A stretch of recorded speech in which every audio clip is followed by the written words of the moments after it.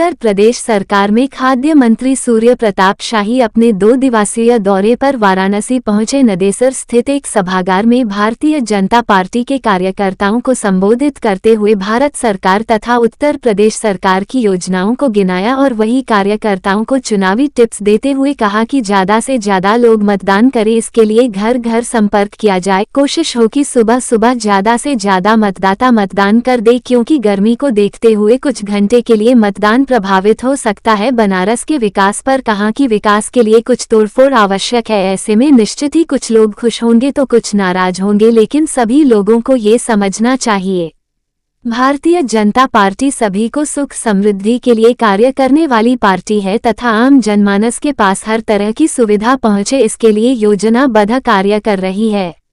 वाराणसी से संतोष कुमार सिंह की रिपोर्ट।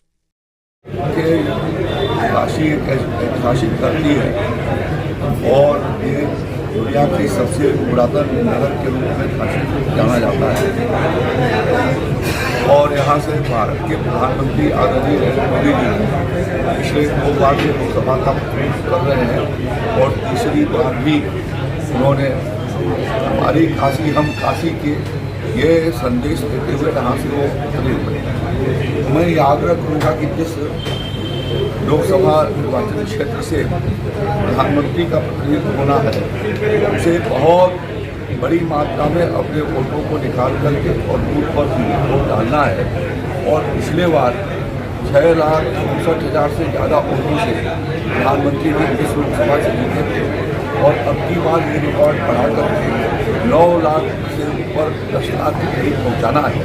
और इसलिए मैं काशी वासियों से प्रार्थना करूँगा कि वो एक एक वोट घर से निकालें और समय से सुबह जाकर के मतदान करें और मतदान करके एक विकसित भारत बनाए जाने का संकल्प लेकर के मोदी जी चुनाव लड़ रहे हैं।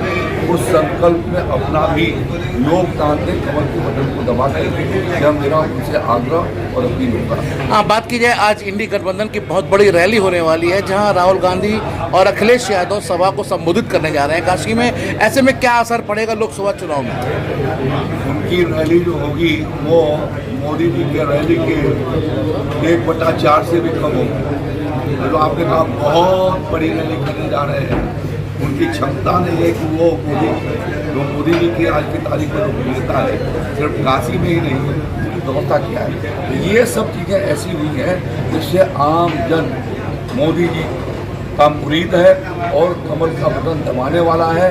काशी क्योंकि अपनी लोकसभा है और यहाँ से प्रतिनिधित्व करते हैं और यहाँ काशी वासियों का तो ये सौभाग्य है कि अब वो तीसरी बार प्रधानमंत्री बनाने जा रहे हैं। ये शायद किसी अन्य लोकसभा को नहीं मिलता, जो वहाँ के लोगों को ये गौरव नहीं मिलता। काशी वासियों के लिए गौरव है कि तीसरी बार भी उनके वोटों से देश का प्रधानमंत्री होने वाला है। तो इसलिए वो रिकॉर्ड मतों से उनको विजयी बनाएंगे, कमल का फूल खिलाएंगे।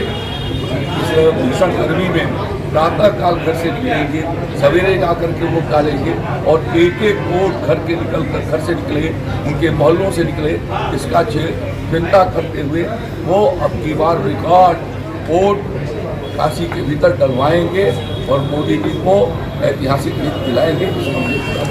साहिब जी, एक आखिरी सवाल ये उठता है कि वाराणसी इनका संसदीय क्षेत्र है और जहाँ तक कि वाराणसी में एक बहुत ही परिवार है, जैसे काशी डोमराज परिवार है।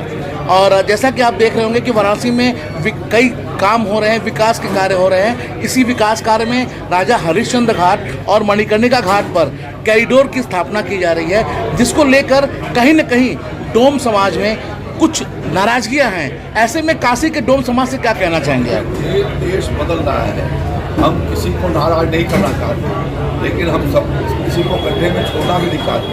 हम उसको ठीक करना चाहते हैं, अच्छा करना चाहते हैं। उनका जो व्यवसाय है वो करें, लेकिन उसको अच्छा तरीके से बना करके सुविधाओं से युक्त करके उनको ये सुविधा उपलब्ध कराया जाए। यह उस कॉरिडोर के भीतर हो रहा है, तो इसलिए गलतफहमी में रहने का जरूरत नहीं है।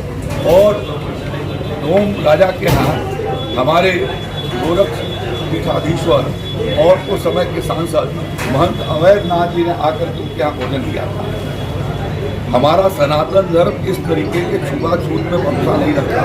सबको वो समान, वह परमात्मा का अंश मानता है और ये मानता है कि सब में